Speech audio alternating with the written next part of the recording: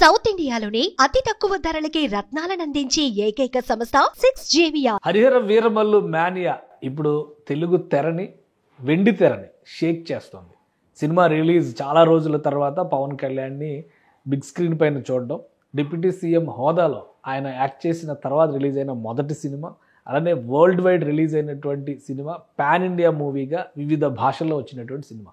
So first day talk ఎలా ఉంది, అసలు థియేటర్ ఫేవర్ ఎలా ఉంది, పవన్ కళ్యాణ్ పర్ఫార్మెన్స్ కానీ సినిమా మేకింగ్లో ఉన్నటువంటి వాల్యూస్ కానీ ఏ విధంగా ఉన్నాయి, వీటన్నిటిని అనలైజ్ చేసేటువంటి ప్రయత్నం చేద్దాం. మనతో పాటు సీనియర్ జర్నలిస్ట్, ఫిలిం క్రిటిక్ ప్రభు గారు ఉన్నారు. ప్రభు గారు నమస్తే. నమస్తే. హరిహర వీరమల్లు వీరా వీరా వీరా అని నినాదాలు చేశారు.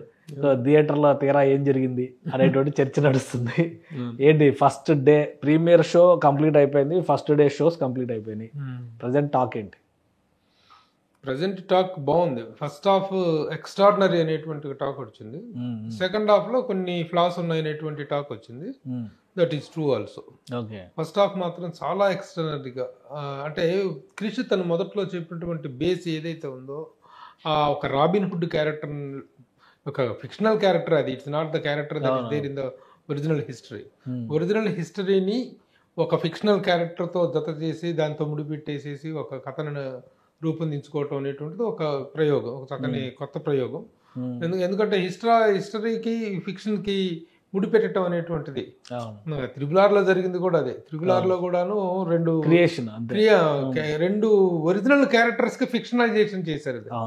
అట్లాగే ఇందులో ఒక ఫిక్షనల్ క్యారెక్టర్ కి ఒక ఒరిజినల్ హిస్టరీకి మధ్యలో ఒక దీన్ని లైన్ తీసుకొని ఒక రాబిన్ హుడ్ లాంటి క్యారెక్టర్ని క్రియేట్ చేసేసి దాంతో కథ నడిపించిన విధానం బాగుంది. ఫస్ట్ హాఫ్ లో సీన్స్ అన్ని కూడా చాలా ఎక్స్ట్రాడినరీగా అద్భుతంగా వచ్చినాయి. సాధారణంగా ఇద్దరు డైరెక్టర్స్ హ్యాండిల్ చేస్తే కొంచెం ఇబ్బంది ఉంటుంది అంటారు కదా, ఈ సినిమాలో ఎలా ఉంది ఓవరాల్ గా? ఫస్ట్ బిగినింగ్ నుంచి ఎండ్ వరకు లెంత్ చూస్తున్నా అంటే ఎవరు ఎంత ఏ మేరకు డైరెక్ట్ చేశారు, ఎవరు ఎన్ని సీన్లు చేశారు, ఎవరు ఎంత స్క్రీన్ షేర్ చేసుకున్నారు, ఇద్దరు డైరెక్టర్లు క్రిష్ అండ్ జ్యోతి కృష్ణ ఎంతవరకు షేర్ చేసుకున్నటువంటిది మనకు తెలియదు. కానీ టేక్ ఆఫ్ మొత్తం ఫస్ట్ హాఫ్ లో జరిగినటువంటి సీన్స్ అన్నీ కూడా ఎర్లీగా తీసినటువంటి, బిగినింగ్ డేస్లో తీసినటువంటివి కాబట్టి ఆ పార్ట్ అంతా ఎక్కువగా కృషి చేశాడు అనేటువంటిది వచ్చింది. తర్వాత ముగింపు పార్ట్కి వచ్చేటప్పటికి ఇది ముగింపు అనేటువంటిది ఇక ఢిల్లీకి ప్రయాణం అవటం, కథగా చెప్పుకున్నట్లయితే ఢిల్లీలో ఎంట్రీ సీన్, కోహినూరు వజ్రం అనేటువంటి దాన్ని ఢిల్లీలో ఔరంగజేబు అధీనంలో ఉన్నప్పుడు దాన్ని తీసుకొస్తే తీసుకురావాలనేటువంటి ఒక అసైన్మెంట్ తనకు అప్పగిస్తాడు గోల్కొండ నవాబు.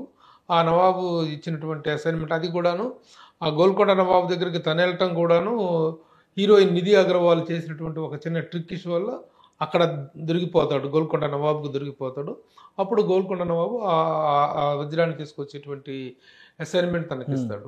ఆ ప్రాసెస్లో ఒక 12 మంది అక్కడి నుంచి బయలుదేరి ఢిల్లీకి ప్రయాణం అవటం, ఆ ప్రయాణంలో ఎదురైనటువంటి అనుభవాలు ఈ నేపథ్యంలో అందుకు. అంటే కథపరంగా మీకు ఎలా అనిపించింది? ఎందుకంటే ఇప్పుడు ఫిక్షనల్ క్యారెక్టర్ ఏదో 1-2 అంటే అనుకోవచ్చు. ఇప్పుడు త్రిబులార్లో కూడా ఇద్దరు క్యారెక్టర్లు అంతే, అల్లూరి సీతారామరాజు, కొమరం భీమ్ అనేటువంటి ఇద్దరు రియల్ లైఫ్ పర్సనాలిటీస్ తీసుకుని కథ అల్లుకున్నారు.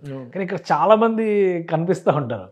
ఔరంగజేబు కానీ ఇప్పుడు హరిహర వీరమల్లు క్యారెక్టర్ కూడా ఒక ఇన్స్పిరేషన్. తెలంగాణలో ఒక విధంగా తెలంగాణ నుంచి వచ్చినటువంటి యోధుడు సర్వాయి పాపన్న అనేటువంటి చర్చ నడుస్తుంది. ఇంకొక పేరు కూడా వినిపిస్తా ఉంది. కాదు, ఏమీ కాదు, ఒక ఇన్స్పిరేషన్ మాత్రమే అని చెప్పని. అది మాత్రం 100% ఇది ఏ పాత్రకి సర్వాయి పాపన్న కానీ ఇంకొక దానికి కానీ ఒక హిస్టారికల్ క్యారెక్టర్ కు ఉన్నటువంటి రిజంబ్లెన్స్ అయితే టోటల్ ఫిక్షనల్ క్యారెక్టర్.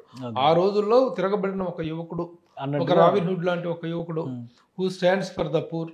అంటే రాబిన్ హుడ్ క్యారెక్టర్ అనేది మనకు తెలిసిందే, ఉన్నోడిని కొట్టు లేనోడికి పెట్టు క్యారెక్టరైజేషన్. అది ఆ క్యారెక్టర్ కల్పితమైన క్యారెక్టర్. ఏ క్యారెక్టర్ ఏ హిస్టారికల్ లేదు. కాకపోతే తీసుకున్న టైం పీరియడ్ మాత్రం ఔరంగజేబు. మిగతా క్యారెక్టర్స్ కూడా ఉన్నాయి కదా. ఇప్పుడు ఔరంగజేబు క్యారెక్టర్ రియల్ లైఫ్ లో ఉన్న క్యారెక్టర్, గోల్కొండ నవాబు క్యారెక్టర్, అక్కన్న మాదనలో ఉన్నారు, కోహినూర్ డైమండ్ అనేది ఇప్పటికే చర్చ నడుస్తుంది. సో దాని చుట్టూ కథ అల్లినటువంటి విధానం కన్విన్సింగ్ గా ఉంది. అది కన్విన్సింగ్ గా ఉంది. ఆ రోజుల్లో ఒక ఫిక్షనల్ క్యారెక్టర్, ఒక హీరో దాన్ని తీసుకురావడానికి వెళ్ళడానికి ప్రయత్నించాడు. దానికి తోడు కాంటెంపరీగా ఆ రోజుల్లో జరిగినటువంటి హిందువుల మీద జరిగినటువంటి అరాచకాలు, ఔరంగజేబు చేసినటువంటి అరాచకాలు, సొంతగా కన్న తండ్రిని చంపి తమ్ముడిని చంపినటువంటి వాడు, కన్న తండ్రిని జైల్లో పెట్టినటువంటి వాడు అనేటువంటి చరిత్ర మనం చదువుకున్నాం. అలాగే హిందూ దేవాలయాల మీద కానీ హిందూ ధార్మిక వ్యవస్థల మీద కానీ అతను ఎలాంటి దాడి చేసినటువంటిది అతనికి చరిత్రలో తెలిసినటువంటి విషయం. ఇప్పుడు ఆ ప్రాసెస్లో అతను చేసిన అరాచకాలని ఎదుర్కొంటూ అతను వెళ్ళటం, ముఖ్యంగా ప్రీ క్లైమాక్స్లో అక్కడ ఢిల్లీ చేరిన తర్వాత ఢిల్లీలో అక్కడ హిందువుల మీద చేసినటువంటి అరాచకాలు, వాళ్ళ ఊరేగింపుల మీద కానీ, వాళ్ళ ఉత్సవాల మీద కానీ, వాళ్ళ దేవుళ్ళ మీద కానీ, వాళ్ళ వ్యవస్థ మీద కానీ, హిందూ వ్యవస్థ మీద కానీ అతను చేసిన అరాచకాలు అందరికీ తెలిసినటువంటి వాటిని ఇంప్లిమెంట్ చేసుకుంటూ వెళ్ళటం జరిగింది. ఎలా తీశారు అది? అంటే మన మామూలుగా సనాతన ధర్మం అని చెప్పని పవన్ కళ్యాణ్ గారు మాట్లాడుతూ ఉన్నారు. ఇంకో వైపు నుంచి చూస్తే మనదేమో సమాన ధర్మం, అన్ని లౌకికవాదం, అన్ని మతాలకి మనం ప్రాధాన్యం అనేటువంటి ఒక సెన్స్లో ఉంటాం. సో ఒకరికి అనుకూలంగా చెప్పారని ఇంకొకరు వ్యతిరేకిస్తున్నట్టు అయిపోద్ది కదా. సో ఈ మేకింగ్లో కానీ సినిమాలో ఆ ప్రజెంటేషన్ ఎలా వచ్చింది? ఆ ప్రజెంటేషన్ ఎవరు ప్రశ్నించడానికి వీల్లేదు. ఎందుకంటే ఇది గతంలో జరిగినటువంటి చరిత్రలో చెప్పినటువంటి వాస్తవాలే, చరిత్రలో ఉన్నటువంటి వాస్తవాలే. ఇప్పుడు కొత్తగా ఏదైనా మనం సనాతన ధర్మము, సమధర్మము, ఇతర మతాలతోటి క్లాష్ అనేటువంటి విషయం మీద వచ్చినప్పుడు ఆ చర్చ అనేటువంటిది రకరకాలుగా వెళ్ళేటువంటి అవకాశం ఉంది. ఇక్కడ మాత్రం జరిగిన చరిత్రలో జరిగినటువంటి వాస్తవాన్ని ఈ సినిమాలో చూపించడం జరిగింది. ముఖ్యంగా ఔరంగజేబు పరిపాలనలో, మొఘల్ సామ్రాజ్య పరిపాలనలో అతను చేసినటువంటి అరాచకాలు, అతని దాదాపు 50 సంవత్సరాల పాటు 88 ఏళ్ల వయసులో చనిపోయాడు.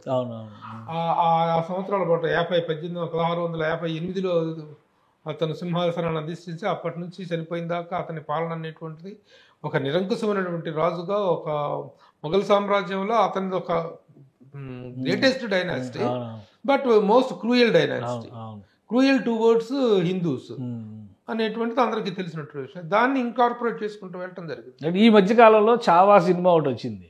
అది వచ్చిన తర్వాత అంటే ఛత్రపతి శివాజీ గారి కొడుకు సంభాజీ మహారాజ్ చేసినటువంటి, ఇతనికి వ్యతిరేకంగా చేసినటువంటి పోరాటం.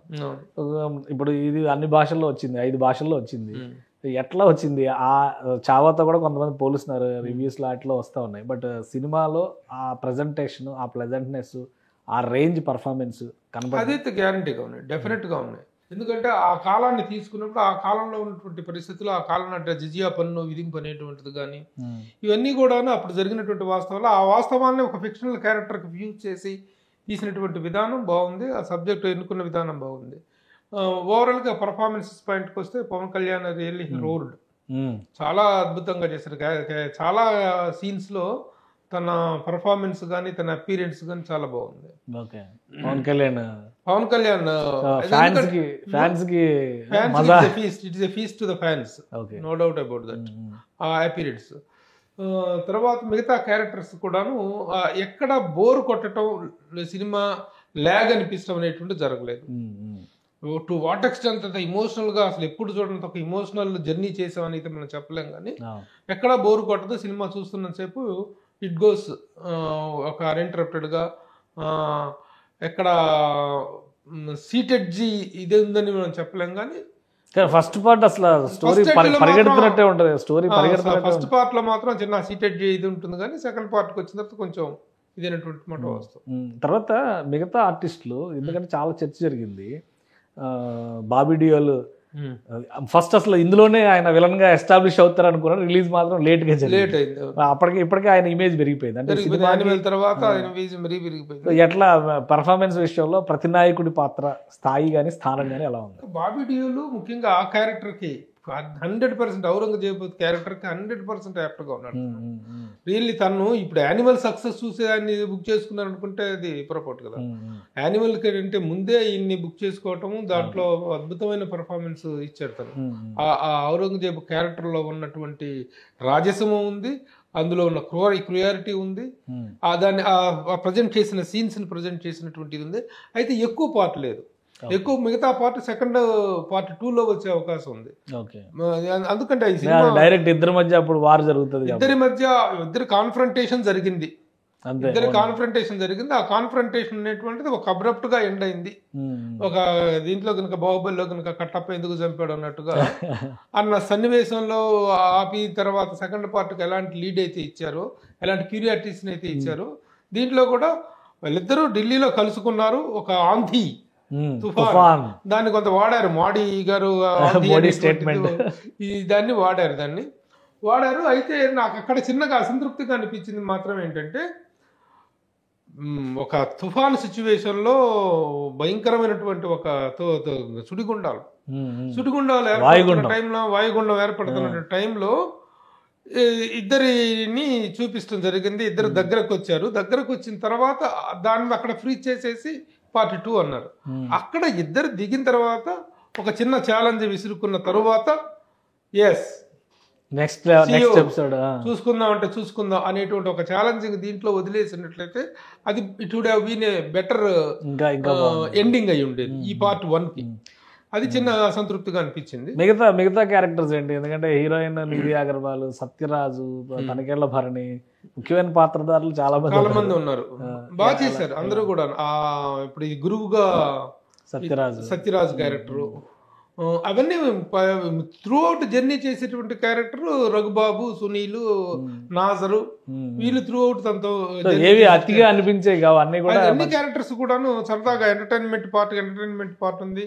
వీళ్ళతో చిన్న ఎంటర్టైన్మెంట్ గిరిబాబు, ఈ రఘుబాబు క్యారెక్టర్ తో వాళ్ళతో చేయించినటువంటి ఇది చిన్న ఎక్కడా కూడాను బోరింగ్ అనిపించడం కానీ, లేకపోతే ఇలాంటి వచ్చిన అన్నెసరీ క్యారెక్టర్స్ కానీ అన్నెసరీ సీన్స్ అనేటువంటి ఎక్కడ కనిపిస్తుంది. ఆ త్రూ అవుట్ అలాంటి సీన్స్ ఎక్కడా లేవు, అది మాత్రం గ్యారెంటీ. త్రూ అవుట్ ఇది ఇంట్రెస్టింగ్ నరేషన్. సో ఈ సినిమాకి 3 హీరోలు. క్రిష్ గారు చెప్పిన దాని ప్రకారం 2 హీరోలు అయితే కనిపిస్తున్నారు ఎదురుగా. పవన్ కళ్యాణ్ గారి పర్ఫార్మెన్స్ చూసాము. ఏం రత్నం సినిమా థియేటర్కి తీసుకొచ్చారంటే ఆయన సక్సెస్ అక్కడ వరకు కంప్లీట్ అయినట్టు. సో 3వ హీరో గురించి పదే చెప్పింది కీరవాణి గారు. సో ఏంటి మ్యూజిక్, సాంగ్? కీరవాణి మ్యూజిక్ సినిమాని చాలా హైలైట్ చేసింది, చాలా ఎలివేట్ చేసింది. ద మ్యూజిక్ ఆఫ్ కీరవాణి ఈ సినిమాకి ఇచ్చినటువంటి హైప్, ఈ సినిమాకి తెచ్చినటువంటి ఒక నెక్స్ట్ రేంజ్కి తీసుకెళ్ళటం, నెక్స్ట్ లెవెల్కి తీసుకెళ్ళటం అనేటువంటిది that was possible only because of Keeravani's music. Okay. అలాగే సాంగ్స్ కూడా 3-4 సాంగ్స్ కూడా చాలా బాగున్నాయి. అన్ని పాటలు రిలీజ్ అయినాయి కదా, అన్ని ముందే మంచి సాంగ్స్ అన్ని బాగున్నాయి. థియేటర్ లో కూడా మాట వినాలి సాంగ్ కానీ, మాట వినాలి సాంగ్ కి సిచ్యువేషనల్ ఇది కూడా చాలా బాగా ఉంది, కుదిరింది.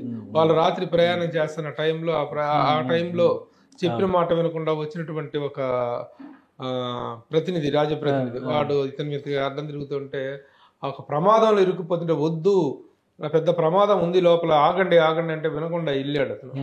వెళ్ళిన తర్వాత ప్రమాదంలో చిక్కుకుంటే అతను తీసుకొచ్చి మళ్ళీ కూర్చోబెట్టిన తర్వాత చెప్తే విన్నావా నువ్వు, మాట వినాలి, చెబితే మాట వినాలనే ఆ సిచ్యువేషన్ చక్కగా క్రియేట్ అయింది.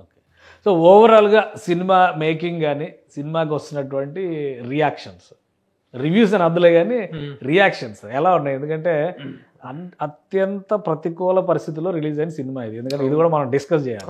మామూలుగా ఒక సినిమాగా రివ్యూ చేయడం, సినిమాగా దాన్ని ఎక్స్ప్లెయిన్ చేయడం వేరే యాంగిల్. ఇక్కడ ఏంటంటే 5 ఏళ్ళు కష్టపడి తీసుకురావడం ఒక ఆస్పెక్ట్ అయితే, విపరీతమైనటువంటి ప్రతికూల ప్రచారం.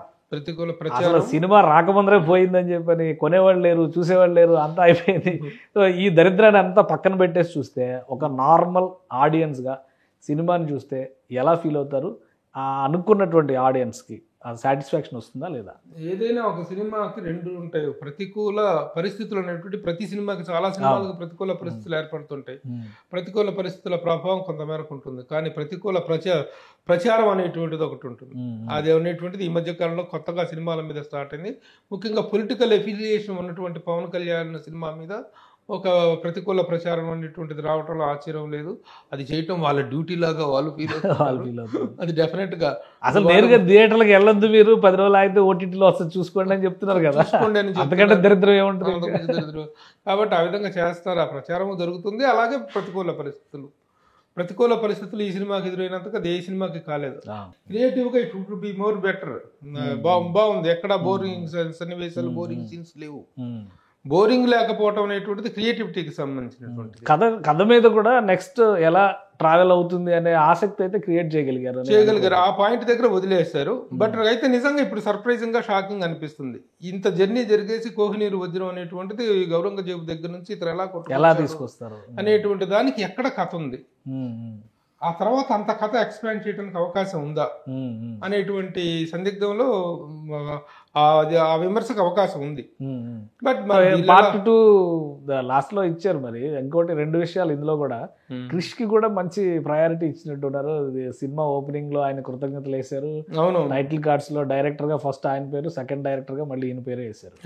సో ఇది చూపించారు. లాస్ట్ ఎండ్కి వచ్చిన తర్వాత పార్ట్ 2 మెన్షన్ చేశారు. డైరెక్షన్ మళ్ళీ జ్యోతికృష్ణ చేస్తారనే హింట్ కూడా ఇచ్చారు అందరూ. సో పార్ట్ 2 ఏంటి మరి, దాని ప్లానింగ్ ఎలా ఉండొచ్చు, ఎంతవరకు ముందుకు మూవ్ ఆన్ అవుతారు?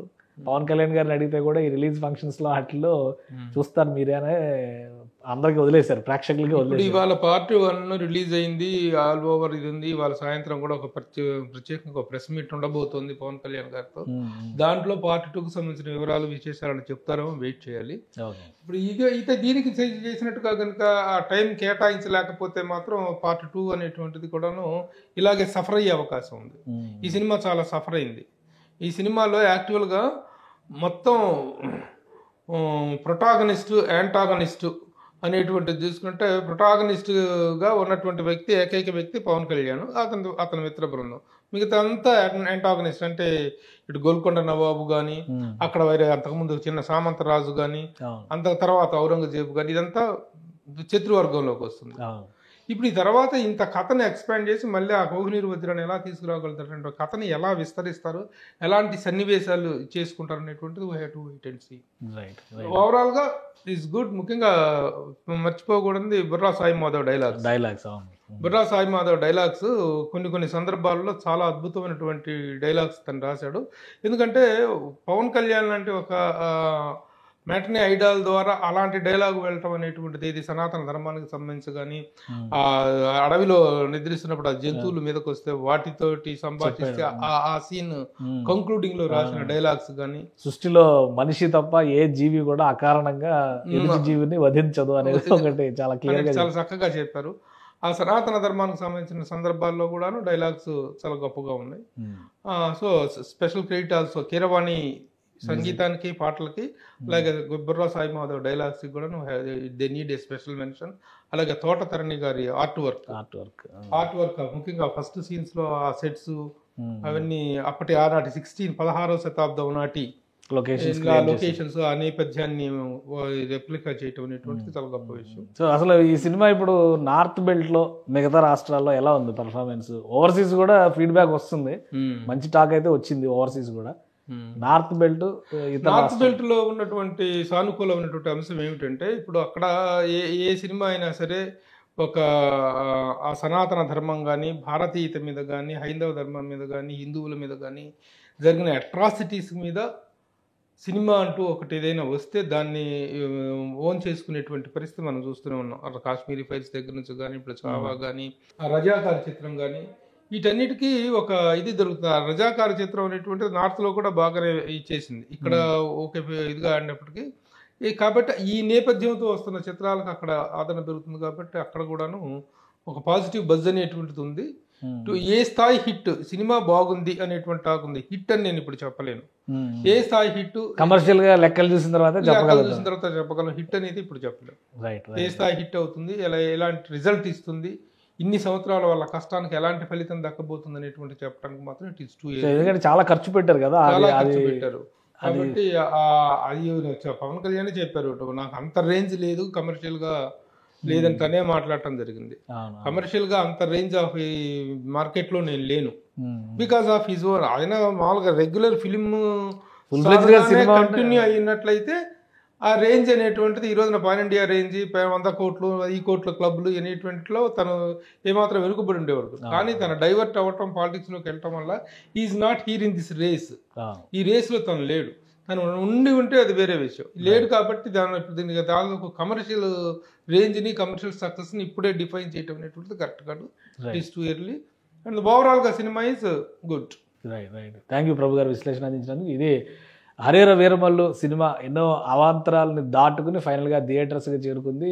గుడ్ పాజిటివ్ టాక్ వచ్చింది. సినిమాలో టెక్నికల్గా వస్తున్నటువంటి చిన్న చిన్న ఇబ్బందులు తప్పితే కథ పరంగా కానీ, సినిమా మేకింగ్ పరంగా కానీ, ఆర్టిస్టుల సెలక్షన్, పర్ఫార్మెన్స్ పరంగా, మ్యూజిక్, కథాంశం, అలానే డైలాగ్స్ పరంగా సూపర్ హిట్ టాక్ తెచ్చుకోవడానికి అవకాశాలు పుష్కలంగా ఉన్నాయి. కమర్షియల్గా ఈ సినిమా మీద చేసినటువంటి ఇన్వెస్ట్మెంట్స్ వెనక్కి రావాలంటే కనుక హై ఎండ్ పర్ఫార్మెన్స్ ఉండాల్సిన అవసరం ఉందని ప్రభు గారు విశ్లేషిస్తున్నారు. ఇక నార్త్ బెల్ట్లో కూడా ఈ టైప్ ఆఫ్ జానర్కి మంచి పాజిటివ్ టాక్ వస్తుంది కాబట్టి ఖచ్చితంగా పవన్ కళ్యాణ్ సినిమా అనుకున్న రేంజ్ సాధిస్తుందని ఆయన ఆశాభావం వ్యక్తం చేస్తున్నారు. ఇది స్పెషల్ డిస్కషన్. Keep watching.